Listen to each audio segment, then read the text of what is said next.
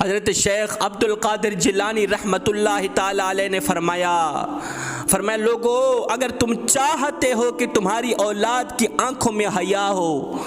اگر تم چاہتے ہو کہ تمہاری اولاد کی آنکھوں میں غیرت ہو، شرم ہو، صرف تمہاری اولاد ہی نہیں، تمہاری آنے والی نسلوں کی آنکھوں میں بھی حیا ہو، غیرت ہو، اگر تم چاہتے ہو صرف تمہاری اولاد ہی نہیں، تمہاری آنے والی نسلیں بھی والدین کی فرما بردار ہوں، نیک ہوں، متقی ہوں، پرہیزگار ہوں، تو خدا را ایک چیز کے قریب بالکل بھی نہ جانا، اسے حاصل کرنا تو رہا درکنار، اسے چھونا تو رہا درکنار، اس کے قریب بھی نہیں جانا، وہ ایسی خطرناک چیز ہے۔ اگر اس خطرناک چیز کو تم نے اٹھا کر کھا لیا، اپنے بچوں کو کھلا دیا، تو یاد رکھنا تنگی تمہیں گھیر لے گی، پریشانیاں تمہیں گھیر لیں گی، تمہارے گھر میں آپس میں پیار و محبت نہیں رہے گی، آپس میں ایک دوسرے سے نفرتیں بانٹوں گے، نفرتیں، پیار و محبت کے جنازے نکل جائیں گے، پریشانیاں عروج پر آ جائیں گی۔ اگر تم نے وہ خطرناک چیز حاصل کر کے کھا لی، پوچھا گیا حضرت آخر وہ کون سی چیز ہے جس کے حاصل کرنے سے، کھانے سے انسان کی آنکھوں میں حیا ختم ہو جاتا ہے، غیرت ختم ہو جاتی ہے، شرم کا جنازہ نکل جاتا ہے،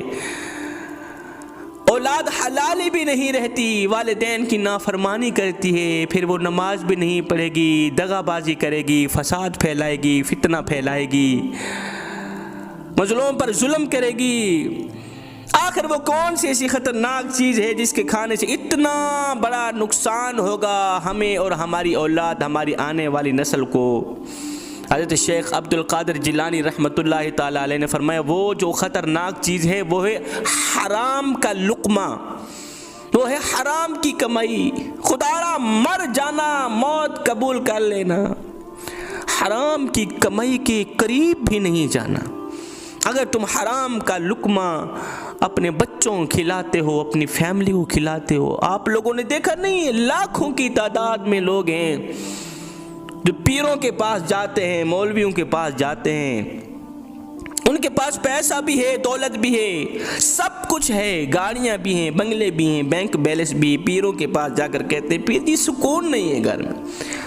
گھر میں افراتفری لگی ہوئی ہے، نفرتیں ہی نفرتیں، محبتوں کا جنازہ نکل گیا۔ سکون کیوں نہیں ہے پیر جی؟ سکون کیوں نہیں ہے؟ سکون اس لیے نہیں ہے وہ جو مال تم نے حاصل کر رکھا ہے نا،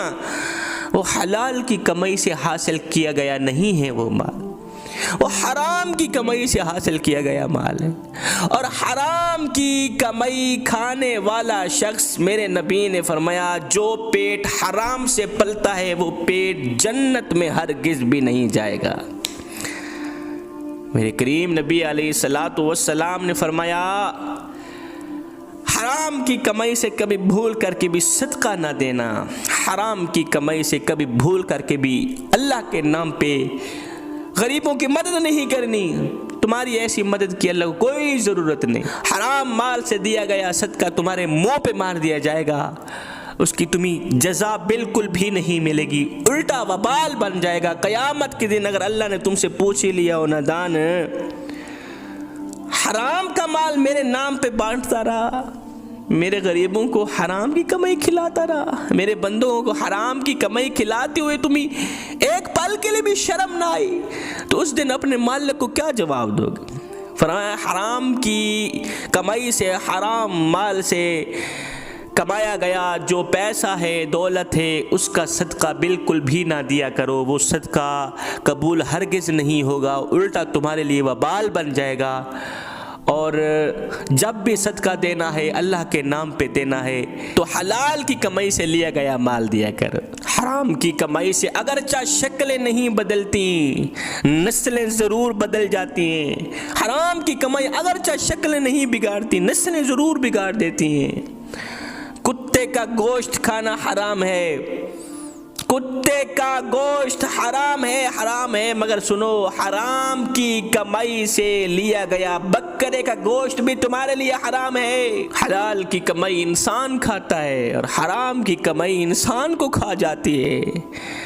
تم کیوں حرام کے منہ میں آنا چاہتے ہو؟ کیوں حرام کا لقمہ بننا چاہتے ہو؟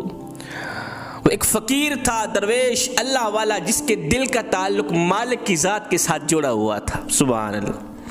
تم بھی اپنے دل کا تعلق کریم رب کی ذات کے ساتھ جوڑ لو نا۔ جوانوں، رب کو پانے کی کوشش کرو۔ جب رب تمہارا ہو گیا تو پھر سب تمہارا ہو گیا۔ سنو، رب کے عشق میں، رب کی محبت میں ایک وہ مقام بھی آتا ہے کہ دعا تو رہی بڑی دور کی بات، انسان صرف سوچتا ہے اللہ پوری کر دیتا ہے۔ وہ فقیر تھا، اللہ والا درویش تھا، بادشاہ